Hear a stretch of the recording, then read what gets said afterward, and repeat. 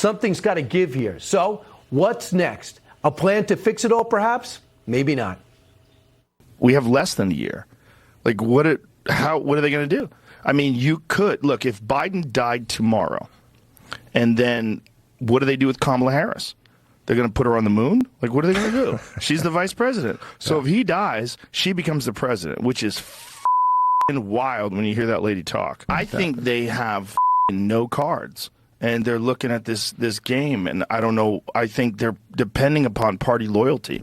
And they're depending upon Trump getting convicted and arrested. I mean, and imprisoned, rather.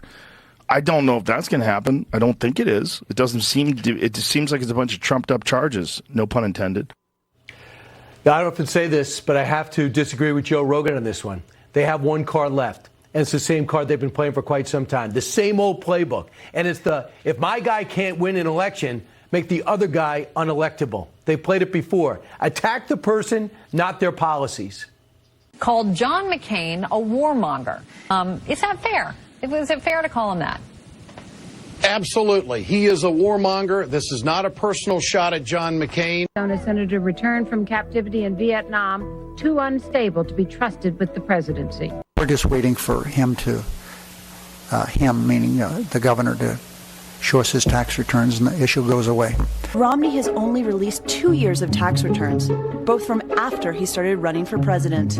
We found out later they just totally made that up about him not paying his taxes. So if Democrats were able to paint negative pictures of those guys, a war hero and a successful governor known as somewhat of a moderate, what are they capable of doing to Donald Trump? Sadly, we kind of already know. Watch.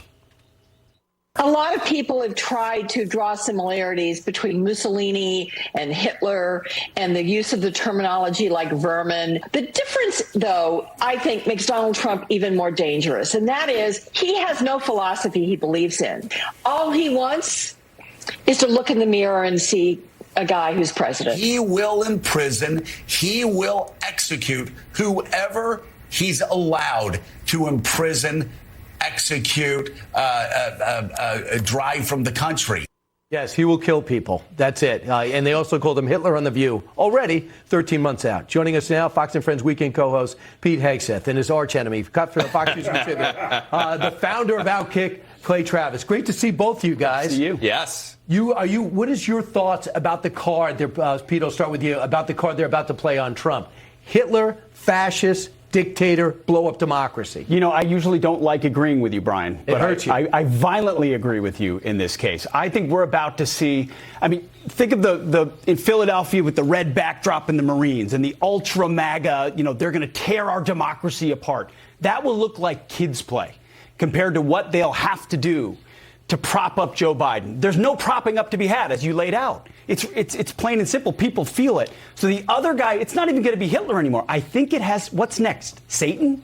I mean, that's basically where they have to go and how they will define it. But they don't have the same stranglehold on the world and the media and information the way they had in the past. People get their information from other places. Or else he wouldn't be winning. Or else Trump wouldn't be winning.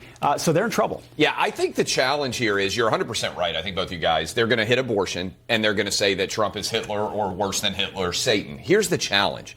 I don't think it works anymore. I think we've reached a boy who cries wolf scenario. That might work in 2020 when no one knew what the Biden administration was going to be like.